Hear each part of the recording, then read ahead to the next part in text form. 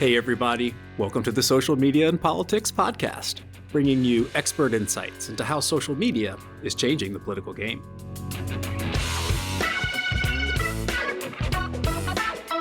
I'm your host, Michael Becerra, Assistant Professor, Communication and Media at Lund University.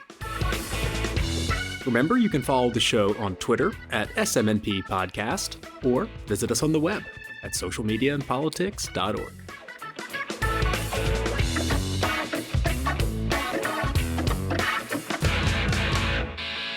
All right, y'all. Thanks so much for tuning in, and great to be back with you. No episodes in January, unfortunately. I've been busy with research, had to just knock some things out, and planning new courses with teaching, so it's been pretty crazy.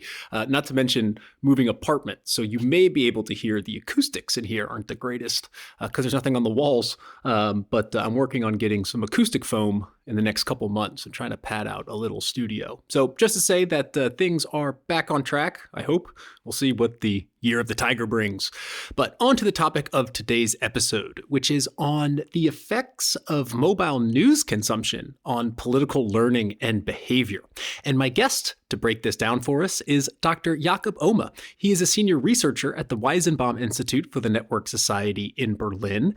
And in this episode, we're going to focus on three of Dr. Ohme's studies that deal specifically with mobile news use and smartphones. So it's no secret that a lot of citizens are reading about news through social media, but in the literature, there's not really a lot of evidence about what does it mean for political engagement or political knowledge that citizens are reading this news from a smartphone versus a desktop. And there's theoretical reasons to expect why there may be differences in how citizens are retaining that knowledge, how they process it, and then how they put it into practice through their political mobilization. So it's actually something that we don't know so much about, the differences in consuming news across devices.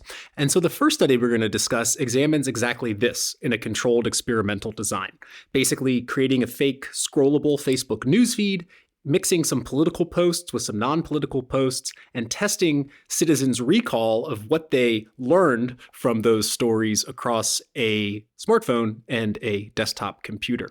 So that study was recently published in Political Communication. It's entitled Mobile News Learning, Investigating Political Knowledge Gains in a Social Media Newsfeed with Mobile Eye Tracking. So after that, we're going to take a slightly different pivot and look at a different strand of Dr. Ohme's research, which really focuses on how we can use mobile phones as a way to collect data and some really cool techniques and some really kind of experimental ways that mobile data could be used to better increase the reliability of self-reports. Because to date, a lot of the social science research is about asking people to self-report how often they've seen political news in their newsfeed. And we also have studies showing that they tend to be pretty inaccurate.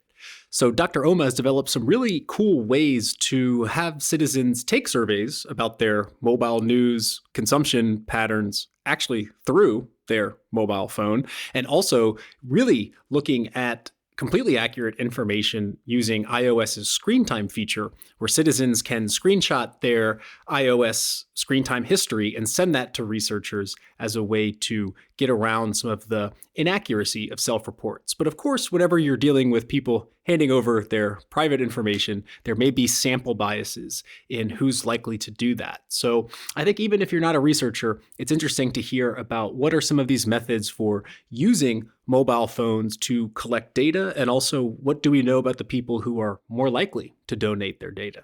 And lastly, before cutting to the interview, I'll just read out the last two studies that we discuss in the episode. Of course, you can visit the episode description to get those links. The second one is published in Digital Journalism. It's entitled Mobile But Not Mobilized: Differential Gains from Mobile News Consumption for Citizens' Political Knowledge and Campaign Participation. And the third one is entitled Mobile Data Donations: Assessing Self-Report Accuracy and Sample Biases with the iOS Screen Time Function. And that's published in Mobile Media and Communication.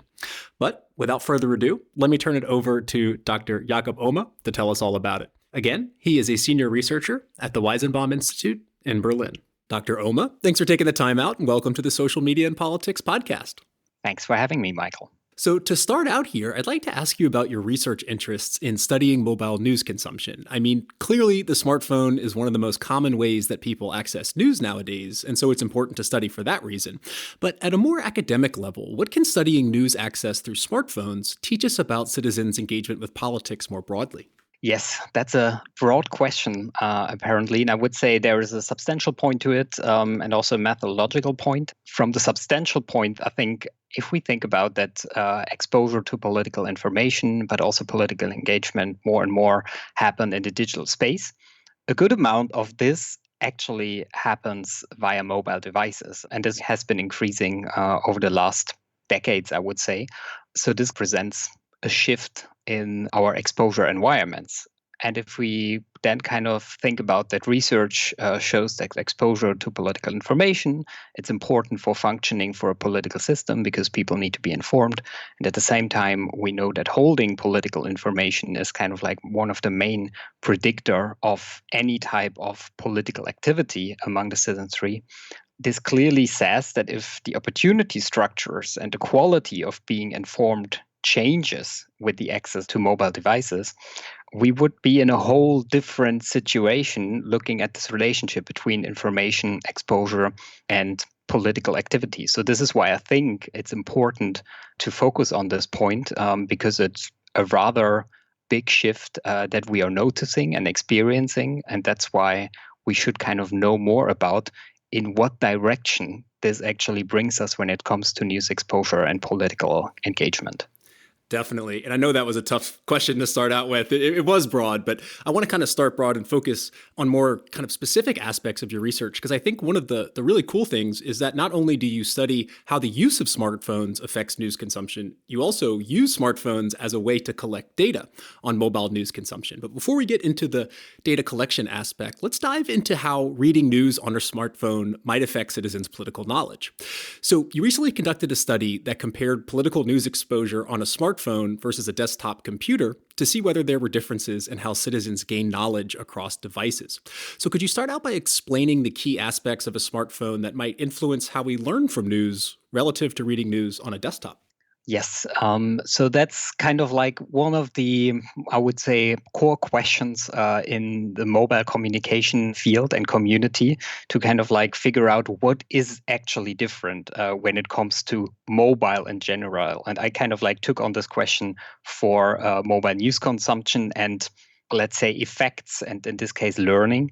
And in the 2020 piece in digital journalism that I wrote about this, I kind of said that there are four aspects or attributes, as they are called there, that are actually different and might explain why we see different effects. The first one is perception, which is probably the most obvious one, that we are dealing with smaller screens on devices that are just kind of set up very differently. And that's why, I mean, everyone who has read a long text on a small screen will know that this is, for example, more difficult over time.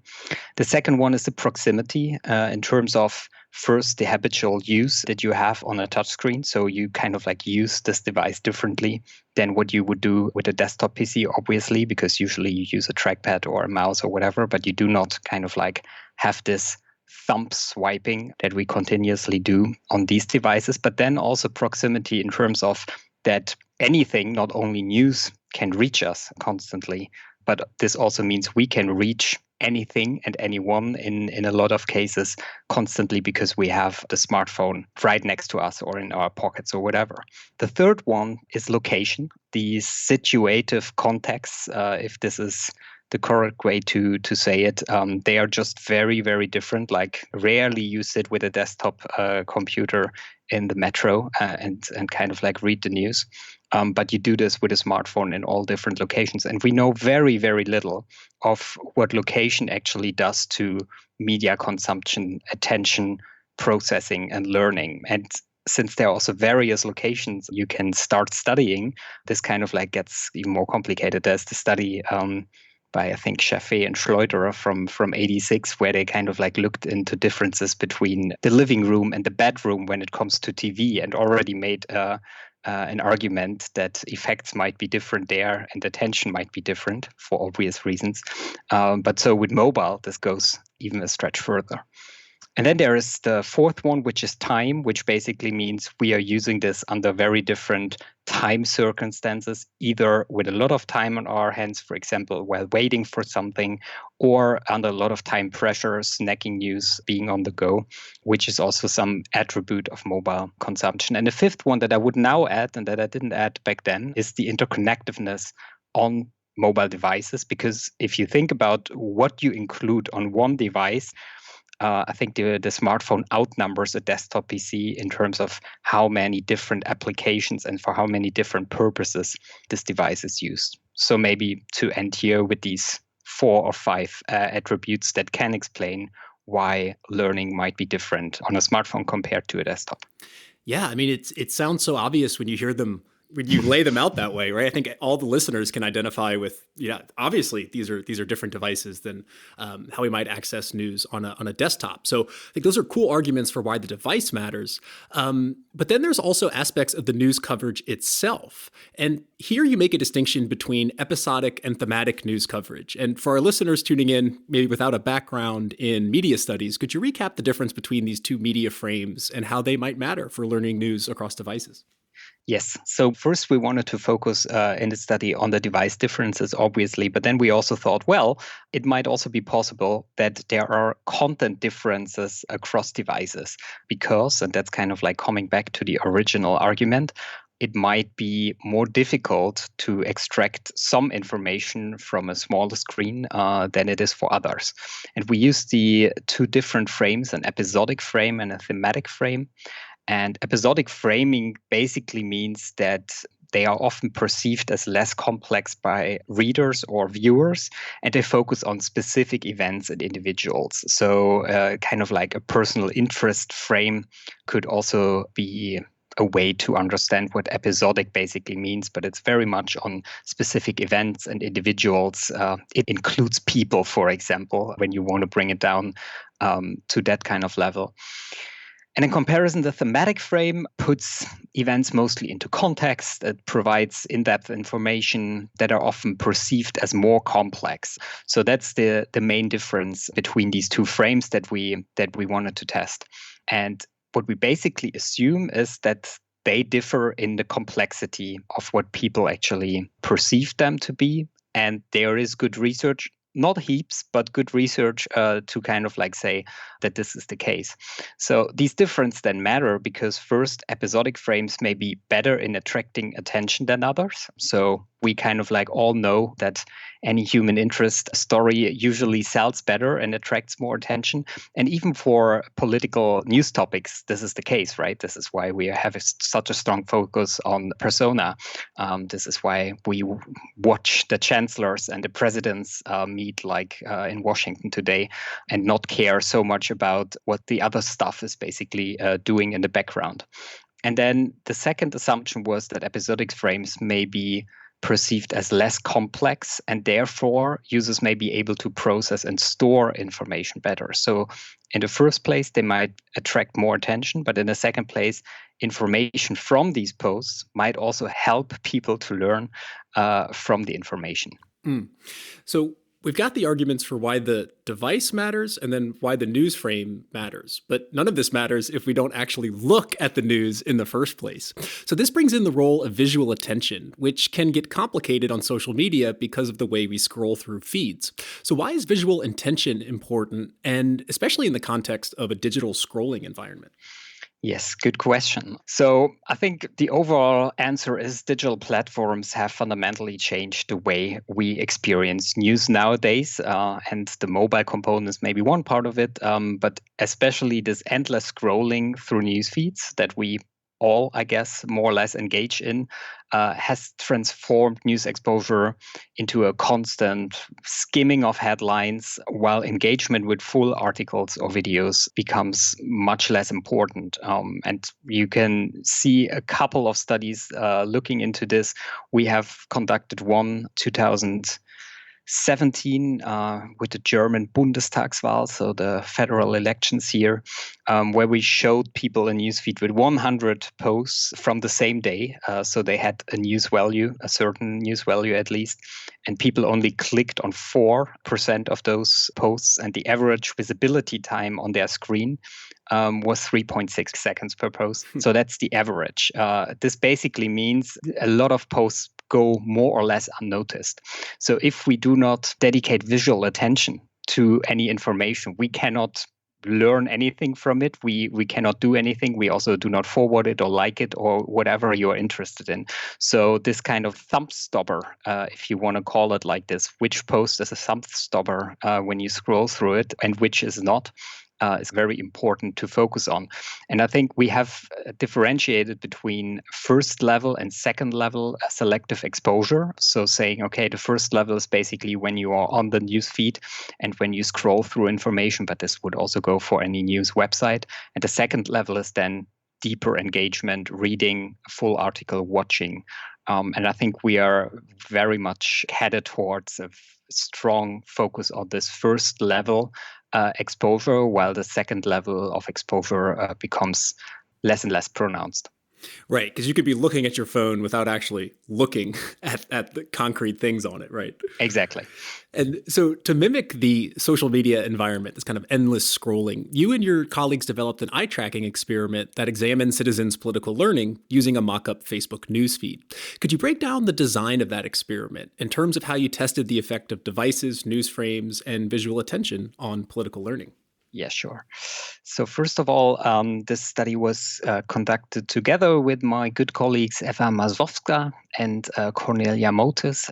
So we created a newsfeed again that closely mimicked the real Facebook newsfeed, also using the same Neo framework that we have used in the other study, but kept it a bit shorter. So we didn't include 100 posts, but 19 posts. 6 of those were of a political nature. The others were social and miscellaneous news posts, so to also keep a bit of a mix. And of these 6 political posts, 3 had this episodic frame and 3 had the thematic frame that I just talked about. So the newsfeed was optimized for mobile devices and could basically be used on any device to mimic the closest natural appearance that you want. And in an experimental study, we assigned people either to view this newsfeed on a smartphone or on a desktop PC. And so they viewed the same information in the same experimental environment, but in different conditions. So the lab was the same, the information was the same. The only thing that differed, as you would do in an experiment, was the device they actually saw this on. And then we tracked the gaze of participants on both devices while they were actually scrolling the newsfeed. And maybe to add this, doing this for dynamic content. So scrollable content was kind of like the big innovation there, because that is rather complicated without going into details. To actually get the gaze of people on dynamic content when it comes to smartphones. So that was kind of like the method add-on that we wanted to bring in there. And after the exposure part, we ask recall and recognition questions to people. So basically, what could they remember and what had they learned from these posts? Yeah, that must have been a methodological hurdle because I did a eye tracking experiment and partnered up with some guys at Lund that really know it. And they were just like, no phones. We can't do phones. Phones are out. Phones are out. So congratulations on that. But overall, what did the experiment find? So it's kind of interesting because the findings were partly expected and partly not. So maybe going to what was expected was that people actually learned less from the information if they saw it on smartphones compared to the desktop PC. So about, depending on the measure of recall and recognition, about half a post recall less or about half a question correctly answer yes. So this was what we kind of expected. Interestingly, though, the visual attention did not differ by a second when it comes to how much attention people dedicated to these 6 political posts that we actually had. So the device did not affect the visual attention they actually dedicated, but the device affected how much they actually learned from it. So while we have a direct effect of device, if you want to say so, on political knowledge, this was not mediated by visual attention. And also we didn't find any difference for news frames there. And so we were a bit puzzled, actually, because if you read the piece, you will see that we kind of like argued and expected differently. But the overall finding or take-home message apparently is, and I mean, that's one study, and we should, of course, have more, to say, well, for the same political knowledge gains from a smartphone compared to a desktop PC, you apparently need more visual attention, while the same visual attention as we have it is not enough to learn the same from these messages. Yeah, and just thinking about it now, and I think you argue for this in the paper as well, is that, one of the interesting things about, the kind of platform mediation of news is that the publishers lose the ability to highlight certain stories by like putting it on the front page or having a big picture on it, right? And so I think what your design really does by comparing these two devices and keeping the same feed is that there really is no difference in what people are seeing other than the actual like layout between the two devices. Yeah, exactly. And I mean, I think defining this was not our main goal, but first of all shows that, for example, political news attracts attention on both devices, right? So not that there's a very good reason to expect that just because it's a political news post, it would be different, but just that we arrived at not a second of difference. So I think it was 60 seconds for 6 posts on both devices, where you can, by the way, see that this exposure time is much longer because it was an experiment, right? It's not very natural to ask people to do this while their eyes are being tracked. So people had higher attention and dedicated higher attention than in the other study where I just said it was like 3.6 seconds per post. So that's interesting. But yeah, that you arrive at these exact same metrics was unexpected and definitely something further research needs to dive into. And I mean, because this difference in screen size is kind of so controlled in the design, and it seems that a bigger screen contributes to better learning. I mean, in order to be better citizens, should we all go run out and get the biggest smartphone? Because it's kind of a pet peeve of mine, or something I've been watching, is like some of these phones, the screens are getting absolutely enormous. I checked the largest one is the iPhone 13 Pro Max, which has a 6.7 inch screen, or about 17 centimeters. So, I mean, I know you haven't studied this explicitly, but I mean, do you think there's variation between one of these like iPhone Plus phones and the old like iPhone 5 with a smaller screen? Do you think the differences would differ across those sizes, or is it kind of more the jump between the smartphone and the desktop? Yeah. To be fair, I wouldn't necessarily expect that it differs, because if you compare, I actually don't have the screen size difference between our smartphone and the desktop in my mind. But of course, the jump is much bigger, right? So it's kind of like I don't know, a desktop is up to 10 smartphones or something like this. So that's of course one difference. However, and that's kind of like more of our theoretical argument that we also bring in a follow-up study that we just got accepted at ICA, where we actually do not only compare across devices, but use the same device, the smartphone, and compare it between a private and a public condition. So we also did a similar study where we exposed people to similar news feeds, but then the one was a student cafeteria, which was loud and bustling, and the other one was a lab situation. And I think the cognitive pressure on the brain, more or less, from seeing things that are difficult to encode for our brains is probably the main explanation why size in this case matters.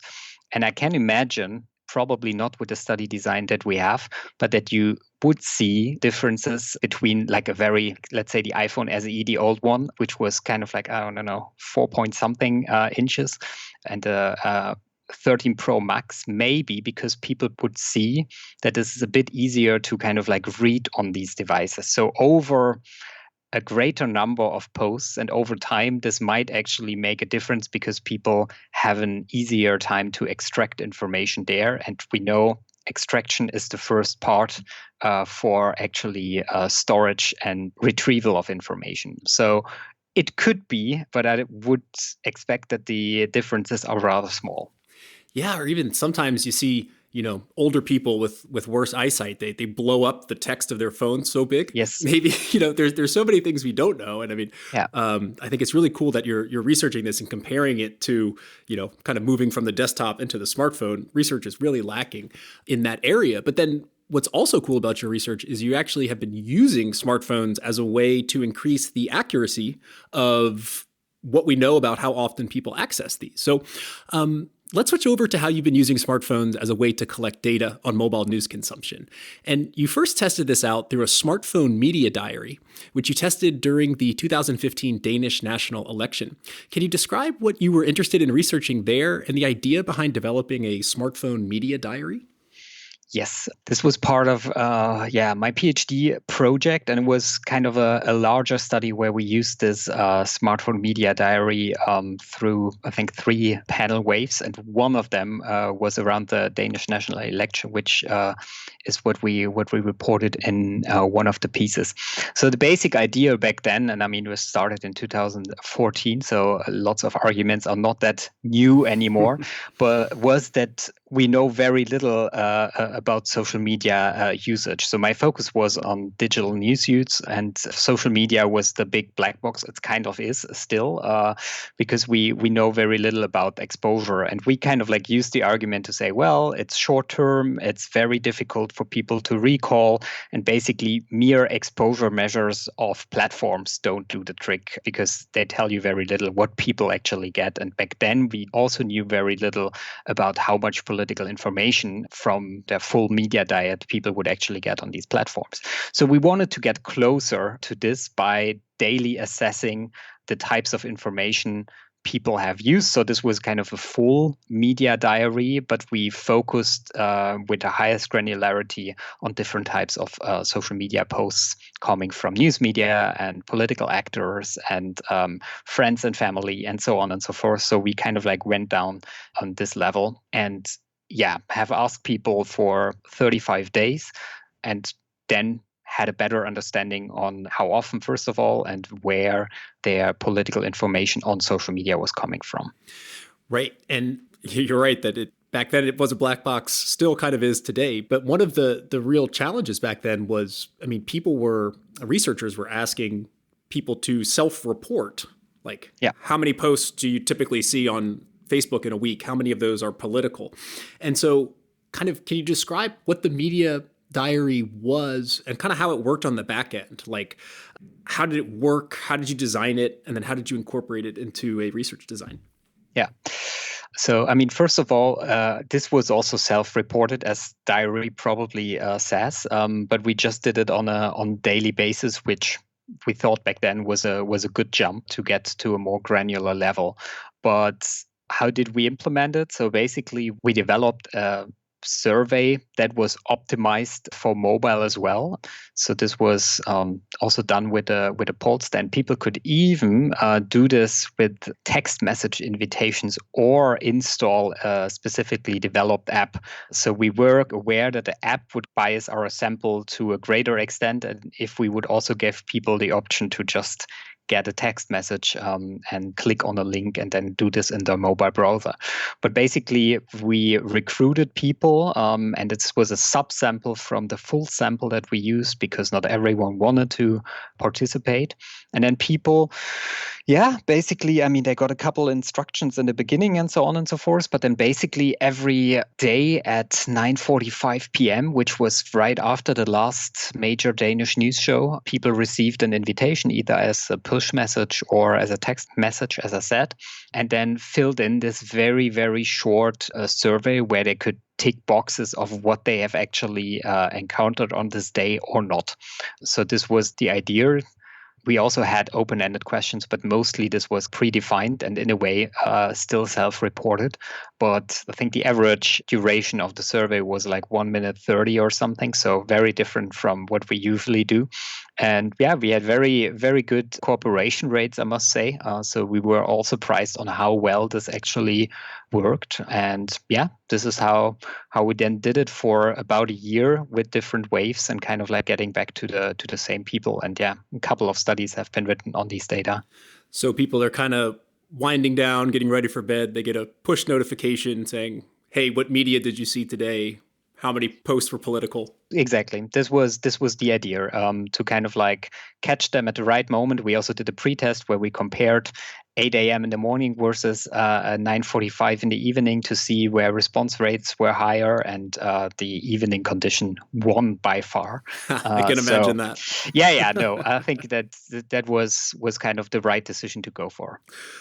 Cool. And so you had this. This was a subsample of people that you were also polling around more general questions around their electoral participation Exactly. and things like that. So whereas the first study we discussed was focused on political learning and how much people could remember political news in this feed, this study looked at how mobile news use might affect campaign participation. So what were the findings there? Yeah. So interestingly, we also surveyed for this study political learning and knowledge on a daily basis, and what people have done during the campaign in terms of campaign activities. Not going into this, but visiting kind of like a campaign event and doing work on the street, and these kind of things. So looking into this.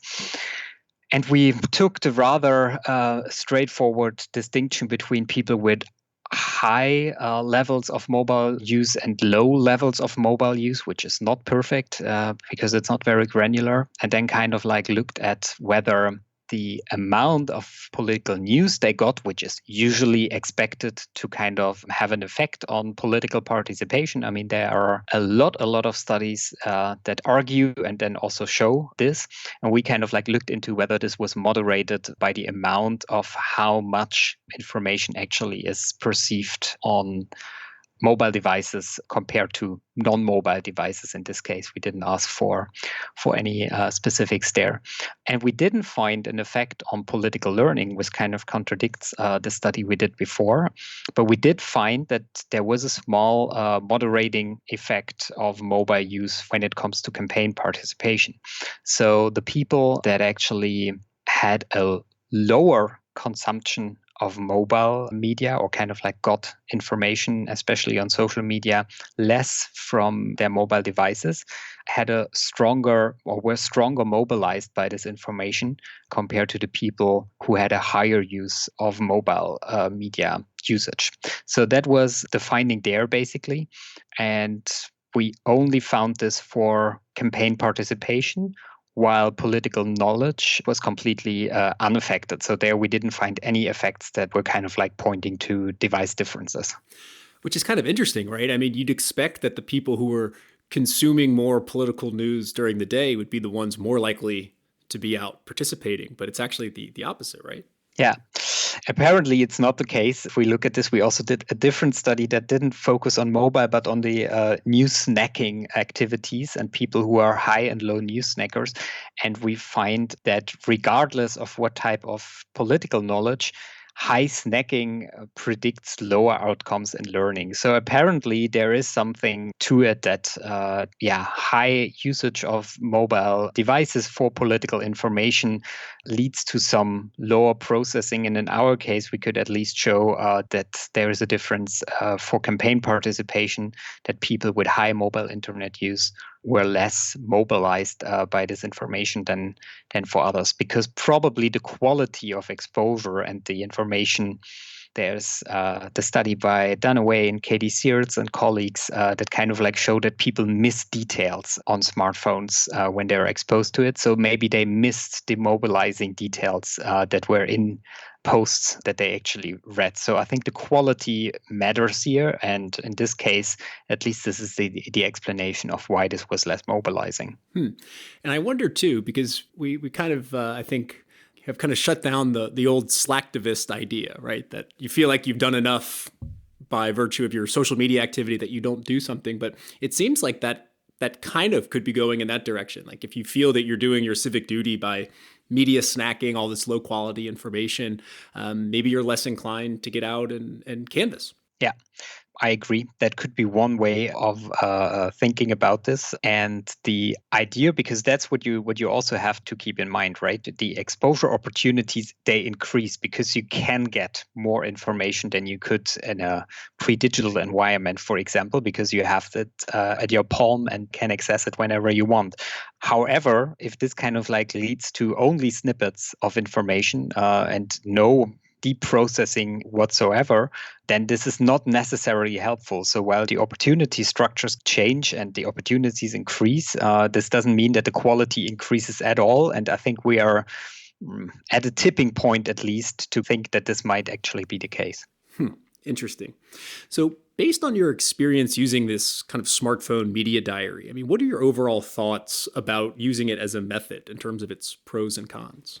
Well, I think the pros are rather clear. I think that you get more granular information. I would also say that people who have different research interests than political news can also use it. And I think it's used a lot in health communication study, where it's about well-being, about states that I wouldn't say continuously, but can change much more frequently than, for example, exposure.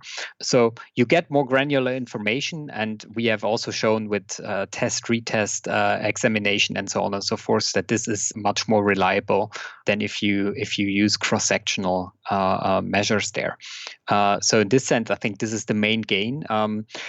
What the cons are, first of all, it's resource intensive, both in terms of like how much you have to work to make this work, but then also in terms of incentivizing people. That is a problem. We have to take into account that there are the potential sample biases that you create with these kind of steps, because you always start from like a general population, and then you have a sample, and if you then look at the subsample, which is mobile users, you might see differences. To be honest, we didn't have strong differences in the Danish study, so this was always something that apparently also reviewers thought was not the main problem. But nevertheless, this is something to take into account, and you will, to some extent, reach the people that are at least having a higher dedication or are in need of more incentives when they participate. So that's maybe quickly the pros and cons that I see there. Yeah, I ask because in follow-up research, you've kind of looked exactly at these kind of biases between how likely people are to sign up to participate in an experiment looking at iOS's screen time function, which I think is really cool, because even with the media diary, there still might be some inaccuracy in terms of what people remember, or perhaps they over-report how much news they've consumed because they know that they're sending this to researchers. But with the iOS screen time feature, data is logged by the device itself, and then I would assume would be perfectly accurate. So can you outline what type of data you can actually get from the iOS screen time feature, and how you designed a way to collect that data from individual users? Yes, so exactly. I think the next step, and you point to this, will be that we more work with log data that we can get not only from mobile devices, but also, for example, via social media data donations. As you might know, due to GDPR, people have a right to their data, so they can basically download their log data from Spotify or Facebook or Google. Maybe log data is not the perfect term there, but they're tracking data. And so I think this was also for mobile the next step, to actually see, okay, what can we get from the devices themselves rather than having people self-report their exposure. And the iOS screen time function is one that you can use. There's also Android's well-being function. Both have kind of like the intention to help people control and maneuver their device usage. So they are not made for researchers that are interested in the data that you can get there. But we thought it might be worth looking into what you can use it for. So let's say the main information you can get is basically on an app level. So you get the usage of any app that is on the phone. So you can get very detailed information about this. And you can also use some kind of categories that Apple predefined, which is social networking, games, entertainment, productivity, reading, reference, and others, health and fitness, something like this. So this is what you can get. What you don't get is what happens in the apps for good reasons. That's not the purpose of this function. But for my interest, for example, when it comes to political news exposure, you're rather restricted there. So this is something you cannot get with the log data itself because it doesn't tell you what people see in the app and what they do with this. So these are the information you can get, and then you can get usage times, you can get how frequently an app was opened, how many notifications people get, if they followed up on the notifications or not.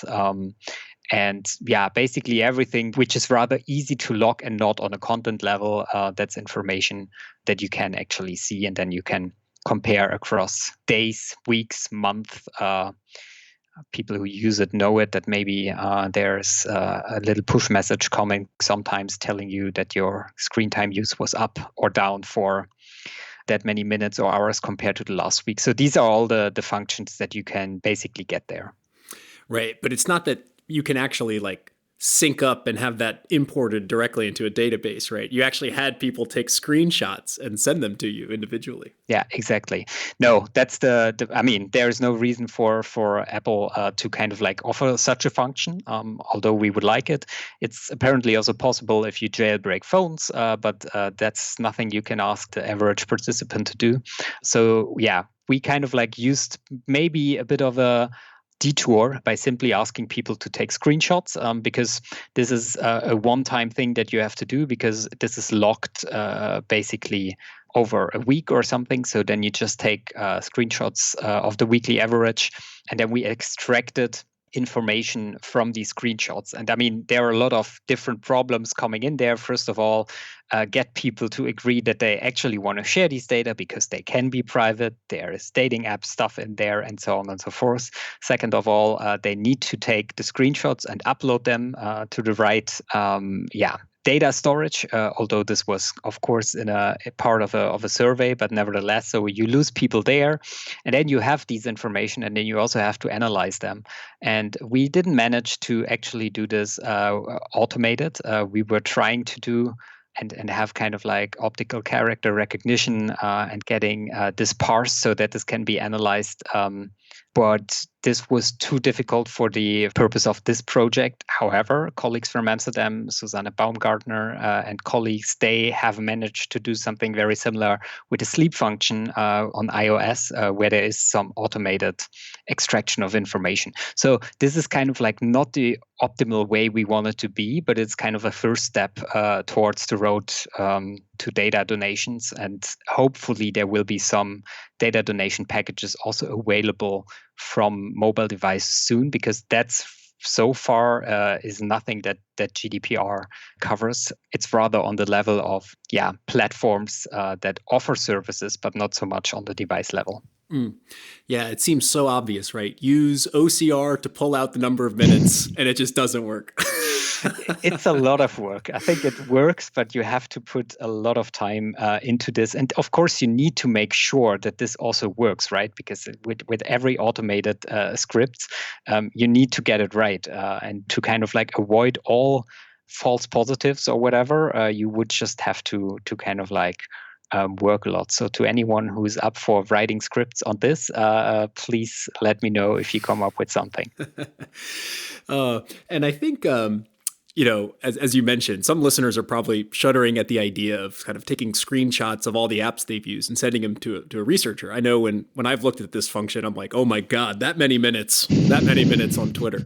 But I mean, that was one of the key motivations for the study, right? To investigate whether people who are actually willing to donate this data differ from those who don't. So what did you actually find between these people who were likely to give this data versus those who basically said no way? Yeah, no, exactly. So we were also interested in looking in sample biases, or at least differences that develop between samples. So as I said before, you have an entire sample. That's the people who in general agree to actually participate. Then you have a collecting sample, the people that actually collect the information by turning on the screen time function. It's not automatically turned on, I think, if you buy a device. So you at least once have to do this. And then there is a donator sample, what we called it. So people who actually, as I said, uploaded their donations. And so we find rather small differences. So people who donate have somewhat lower mobile privacy concerns. Not very surprising, but that's one of the findings. And we found some differences in mobile phone savviness. So people who were at least turning on the iOS function and collecting the data for us, they had a higher mobile phone savviness. But then also the people who donated were lower on mobile privacy literacy. So they knew a bit less in terms of me verbalizing this, of what phone data basically can include and what's all possible with tracking and geolocation and so on and so forth. So there was a difference between people. And I mean, this was a significant difference. So you have to be aware that you get people that care a bit less about privacy, I would say, especially in the mobile context. Mm. Yeah. And the other question I wanted to ask you was, and what I was most interested as I was reading this study, is you also asked people to self-report exactly the type of data that the iOS screen time function gives you. So things like how long were they on their phone, how many times did they pick it up, and how many notifications did they get? So how good are we generally at approximating our own mobile phone use, at least through this study? Well, we can maybe ask you, what do you think? How many minutes you spent on your phone an average day, and then you go back and check. But what do you think? How much do you spend? Well, the one time I checked out, or the two times I checked out the iOS screen time feature, I did not want to be confronted with that data. I was a very underreporter, I would say. And this was the case for our sample as well. I think everyone has this, and I'm always surprised when I get these notifications myself. But so people underestimated their general screen time by about, I would say, 100 minutes per day. Oof. So that's quite a lot. And the same with the number of pickups. So how often do you pick up and check your phone, and the number of notifications. So the log data were always higher than the self-reports were, which is that it's not accurate is basically no surprise. How could it be, right? We are not machines. Interesting, however, is that it was a constant over-reporting, because usually when you go into media usage data in terms of news usage and so on and so forth, then you also find differences. So sometimes people over-report and sometimes people under-report because some things are just recalled much better than others.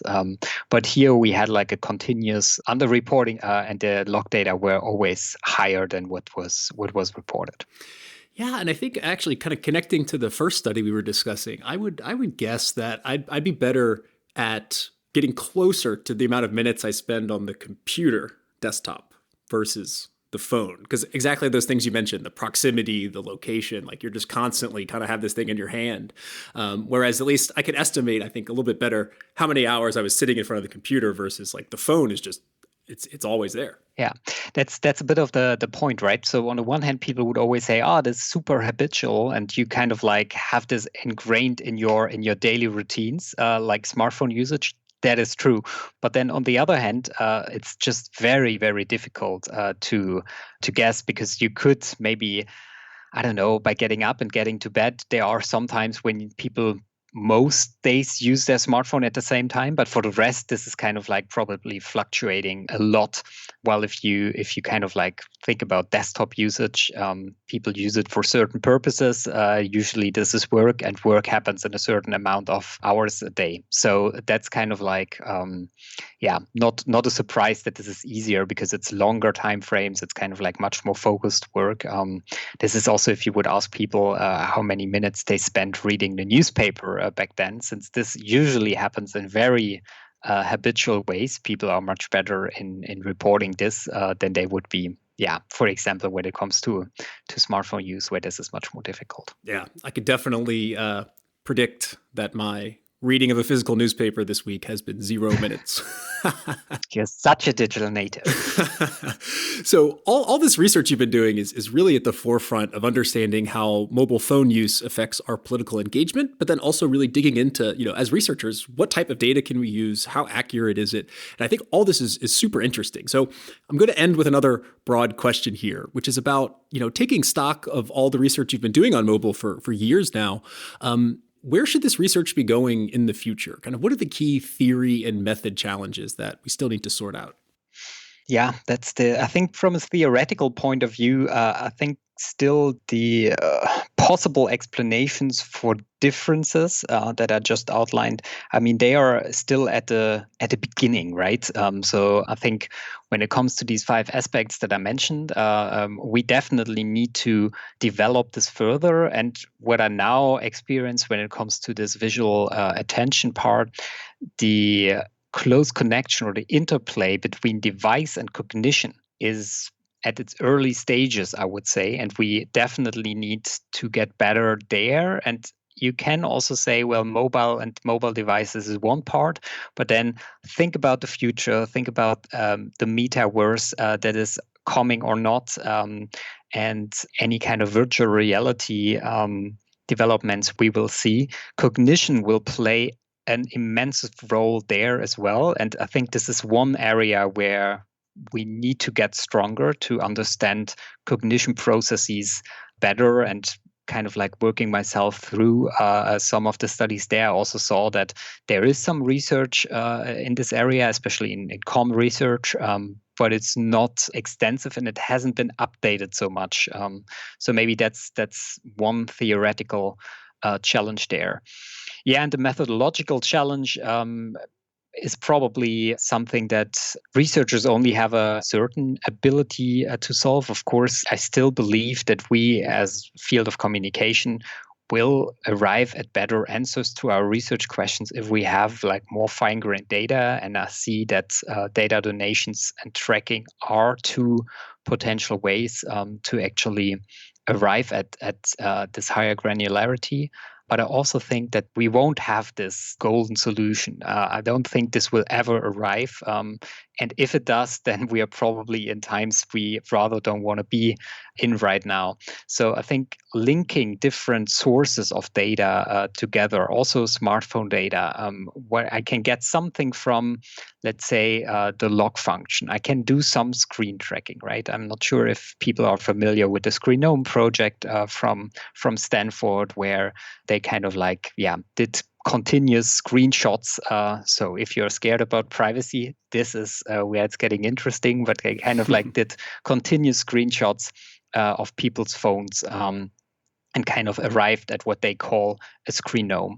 But with this, for example, you cannot answer questions on how people perceive this information and so on and so forth. So I think this linkage of different sources becomes more important. And me personally, I see kind of like a main asset in this challenge to be mobile devices, because we get information that we otherwise would miss. And it's very often information that we do not want to miss, because that's where things are getting especially interesting. Take it because it's so much a higher frequency of exposure, but also a lot of relevant things to our daily lives happen on mobile devices today. And I think we should stay tuned to that. Definitely. And now that the listeners who've made it this far will probably return their visual attention back to their screens. But Dr. Oma, thanks so much for taking the time out and sharing your research with us. Thank you for having me. It was a pleasure.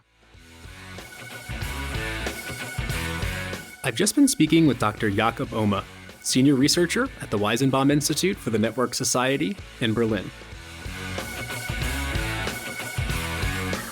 And that's a wrap for this episode of the Social Media and Politics podcast. Thank you so much for tuning in. Next time, I'll be speaking with Dr. Jenny Lindholm from Obo Academy University, where we'll be looking at another eye tracking study evaluating leaders' traits on Instagram, as well as politicians' facial expressions in coronavirus crisis communication.